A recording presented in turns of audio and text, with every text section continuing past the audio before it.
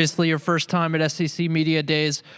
There's a lot of hype around you as a quarterback, but what do people maybe not know about you?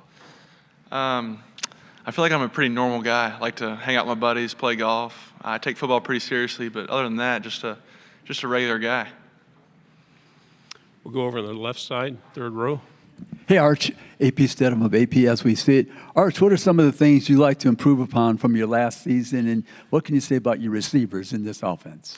Yeah, our receivers are really good, really fast. We got a bunch of young ones, but having Wingo and Demo back will be good, and I'm really just trying to improve as a leader this offseason. Right side, second row, then pass it forward.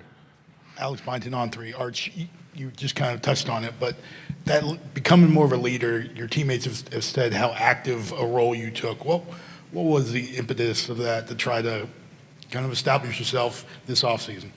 Yeah, I think as much as it wasn't always easy. Those 2 years, I kind of feel like I got a lot of respect from the team, and now being more of a vocal leader, they know that it's coming from a place of love, and when I get on someone, they know I'm not just being a turd. Middle section, fifth row. Trevor Denton with Way 31. Arch, just with all the media attention that you've gotten this offseason, your entire career, and then today, all the scrums around you, has any of this started to feel almost normal at this point? I don't know. Maybe so. I think I've had a lot of role models to look up to and how they deal with the media. I think Quinn did a really good job handling the media. But I'm here to play ball, and this is very much so secondary. Right side. Travis Tindall, ESPN Austin. Who's more competitive, yourself or Michael Taft?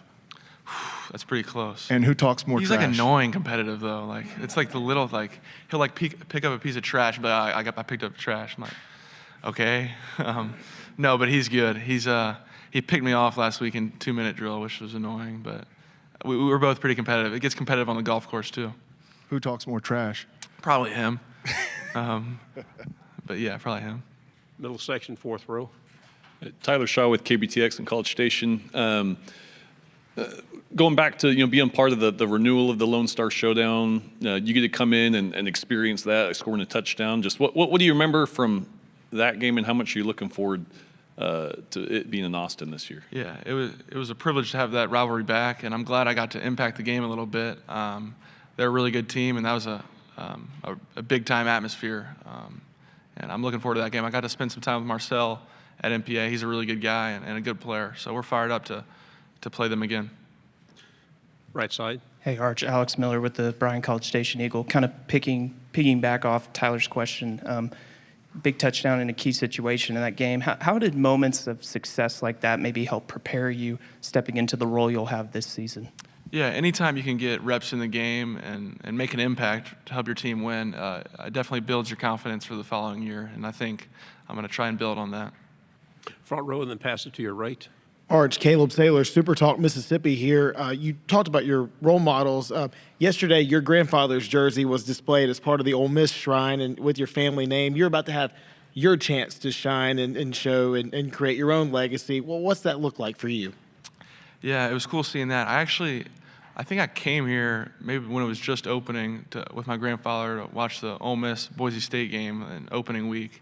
But it's been cool looking up to him and my uncles and my dad. And I've always wanted to play in the SEC, so it's been a blessing. Front row.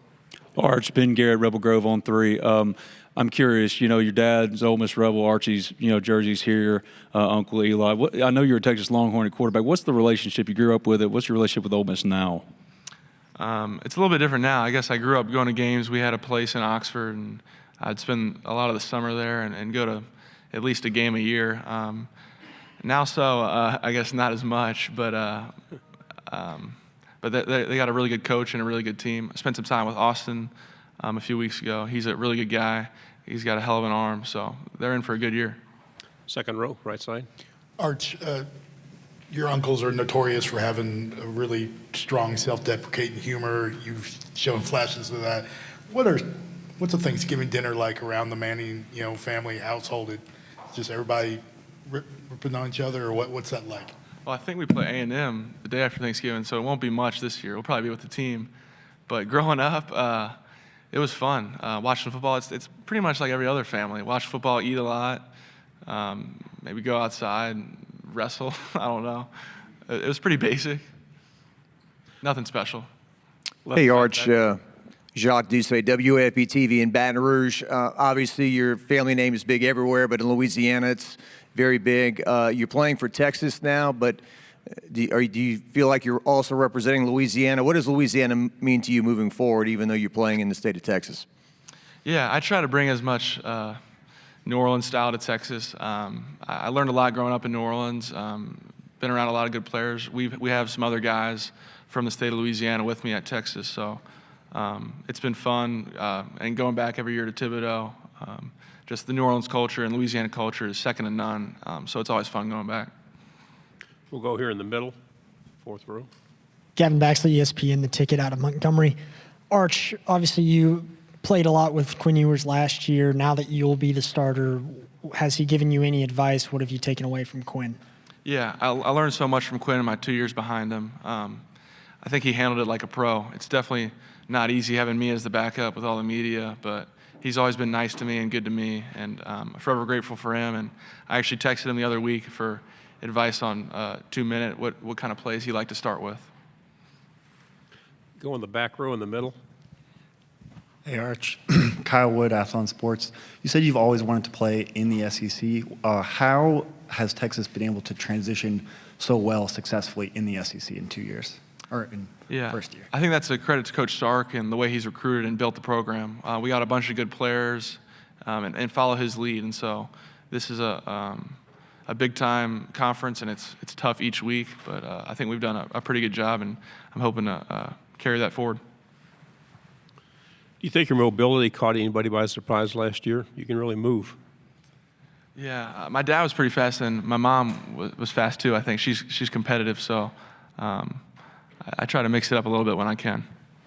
Go here in the front row. Hey, Arch, Chip Brown with Horns 24/7 and Texas Sports Unfiltered. What's the hardest thing you've had to deal with, in your time at Texas and this offseason? Yeah, I think I would say probably from going, I played, this is not really a big deal, but I played every year in high school. It was 2A high school football, so that doesn't mean anything. But from sitting out and not playing, that was pretty tough. But I think more so now, just dealing with the media and stuff, like I don't really care about all that. So I'm just here to play football, and that's kind of what I want my focus to be. Right side, third row. Right there on the end. Chessa Boucher with NBC 33 in Baton Rouge. You and Garrett Nesmire seem to have a pretty good relationship. How has it been? I mean, he's had 1 year as a starter under his belt. Have y'all had those kind of conversations, or you try to keep it away from ball? Yeah, no, Nuss was my roommate at that camp. I asked him probably 200 questions. I had no idea he was going to propose a week later, but I'm excited for him. He's going to have a good year. They got a good squad over there. Final question here on the front row.